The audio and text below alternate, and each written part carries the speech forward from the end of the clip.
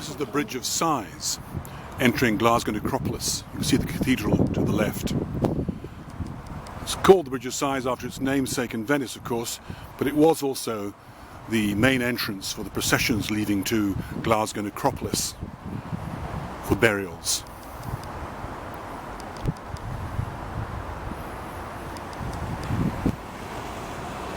The bridge was built by the architect David Hamilton in 1833.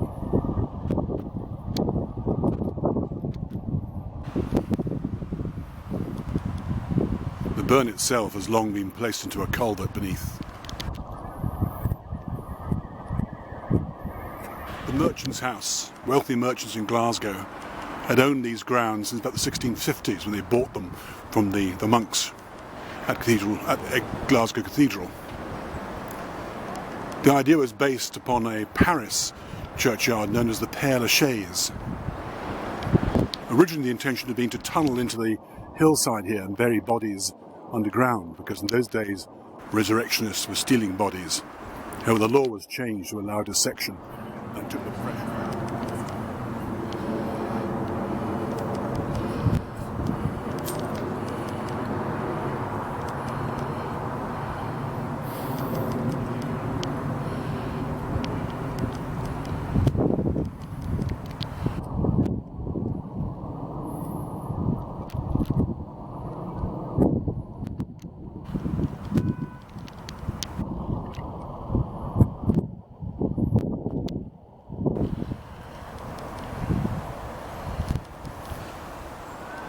There are some very fine monuments within the necropolis. One of the finest is this mausoleum here, built as a copy of St Sepulchre's Church in Cambridge.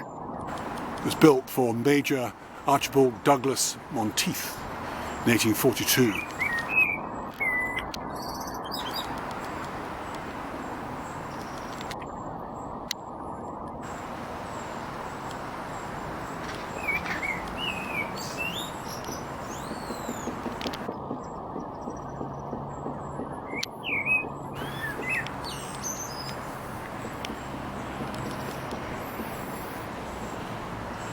At least one of the tombstones here, Celtic Cross, was designed by the Glaswegian architect Charles Rennie Mackintosh.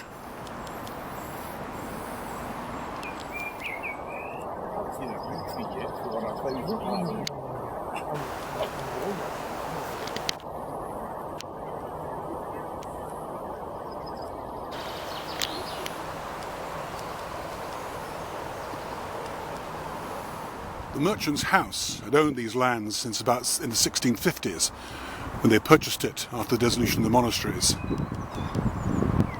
They had planted trees here and named it Fir Park. In 1825 it was decided to erect the very first statue in Scotland of John Knox. So there he stands on his pillar. Something of an irony, considering he had a major part of responsibility for the destruction of so many ancient, feudal, monastic church buildings. And yet, Glasgow Cathedral here survived. The reason for that is that Crawford of Jordan Hill had said that if the people wished to destroy the cathedral, they should build a parish church first, and that saved it.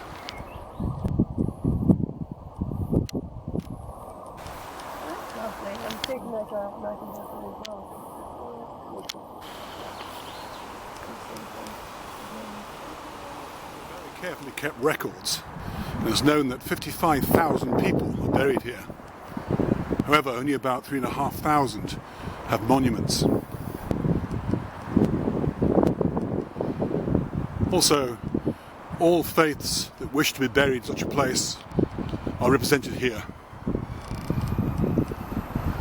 And architects such as Alexander Greek Thompson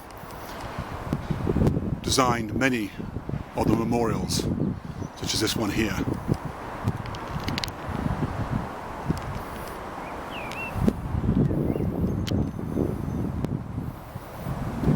This was a cemetery that was private in the sense that it was not linked to the church, and they had to wait until the law was changed to allow for burials that you had to pay for, therefore giving a company a profit, were allowed.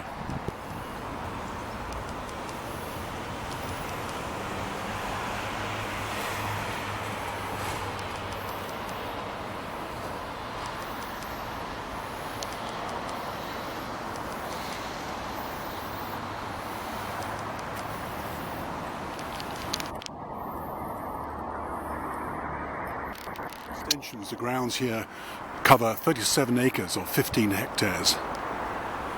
Much smaller than the Paris cemetery that inspired its creation.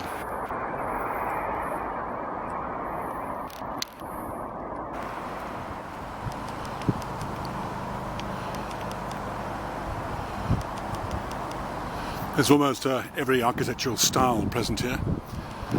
Even a Roman Parthenon-like building further back there. And here again is the Major's Mausoleum.